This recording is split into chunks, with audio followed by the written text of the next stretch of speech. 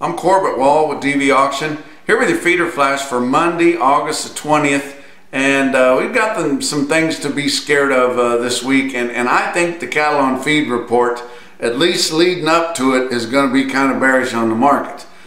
Some of the early estimates that come out privately, not the big Urnerberry one that everybody watches, the average of the analyst guess, but that some other outfits that put one out have already put it out, and I think it lent some weakness to the market last week, and I think it could this week. And then whenever we really get to talking about it, it could be a little bit scary. But sometimes that's when it's the best, when everybody thinks your placements are going to be gigantic and your on feed numbers are going to be so heavy, then that gives the report room to be bullish in the end. And so that's kind of what I'm thinking we're going to see.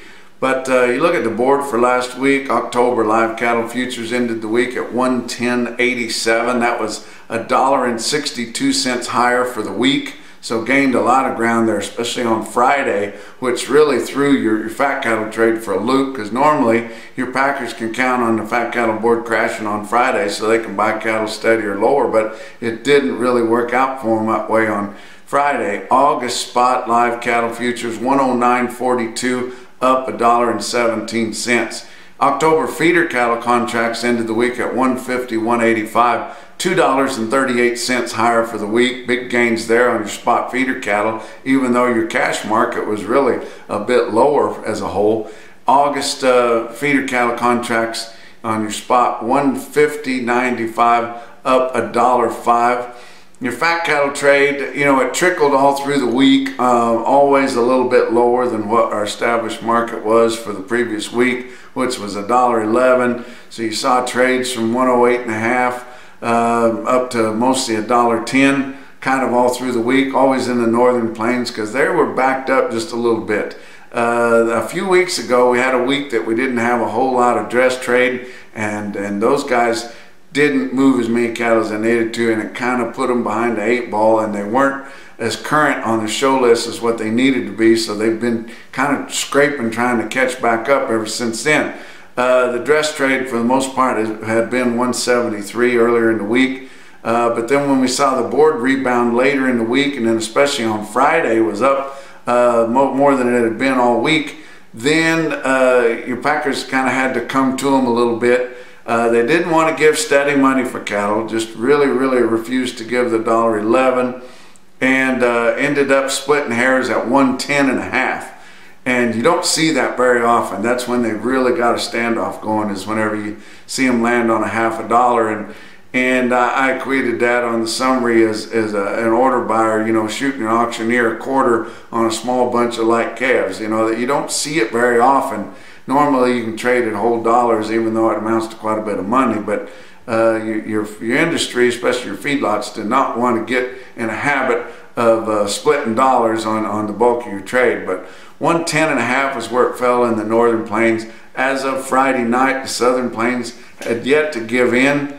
I think $1.11 would have traded some cattle. $1.10 was all the bids were late. Everybody was headed home. And you know, they got their cell phone numbers, but some of your feedlot managers won't trade, you know, after they leave the office on a Friday. They just say, you know what, you had your chance and you didn't take it. But that 110.5 that traded all the way out in Colorado, Wyoming, Nebraska, Iowa, all up in there, was 50 cents lower than the previous week. And 174, they did come up a little bit on the dress to 174, and that would be mostly $1 lower than the previous week. So not really that bad.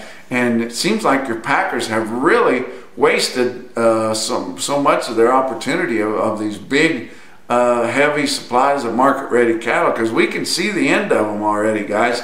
I've heard some guys talk already. There's some big areas, feeding areas in Nebraska. They say another 2 to 4 weeks and they're going to be pretty well cleaned up or back to current and not have the inflated show lists. And your south has never really been that bad.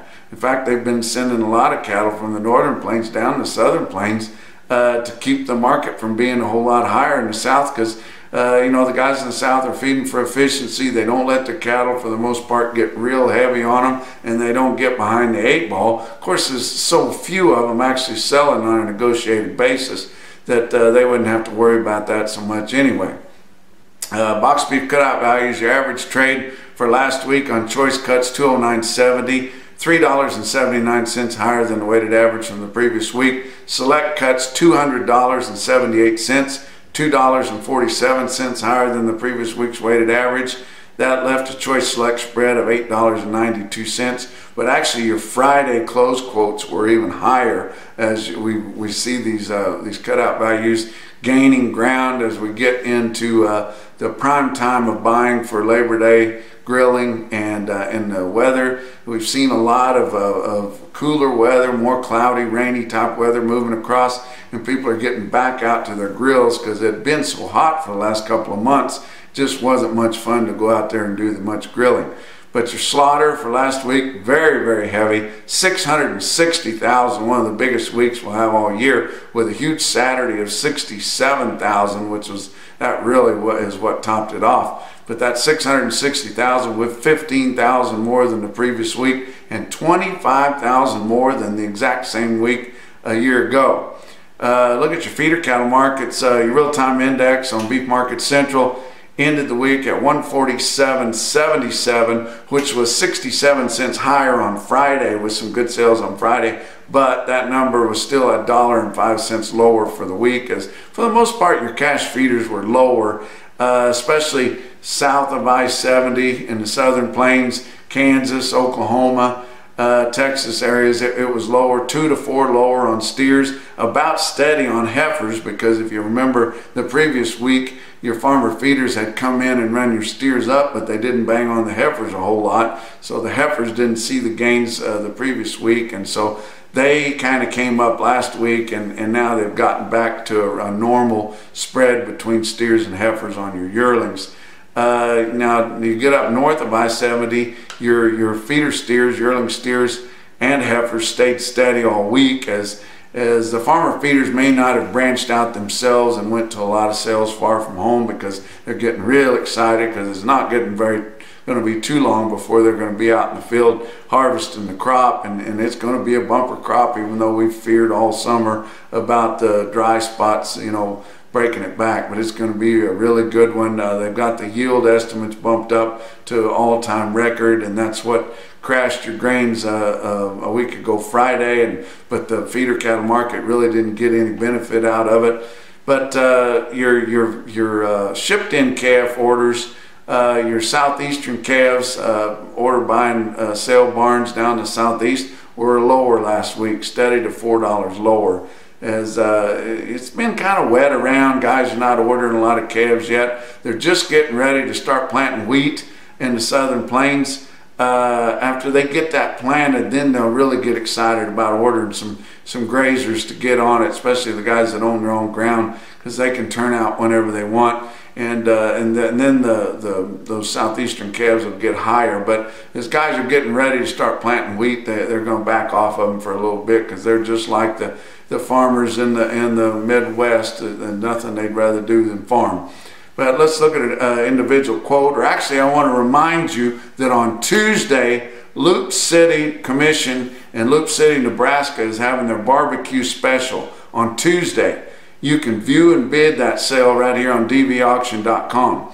But Loup City, they can be as high as any of those Nebraska sales when they get the big runs, and they've got a big run of some of their premier consigners coming on Tuesday at the Customer Appreciation Day and Barbecue Special. So keep an eye on that, and you order buyers make plans to attend that sale on Tuesday in Loup City, Nebraska. But on Friday over in Lexington, Nebraska, Rick Shoemaker had a heck of a good sale there, and had some big strings on there. They sold high like they always do. 130 head of 906-pound steers bring $155.75. And that's your feeder flash for Monday.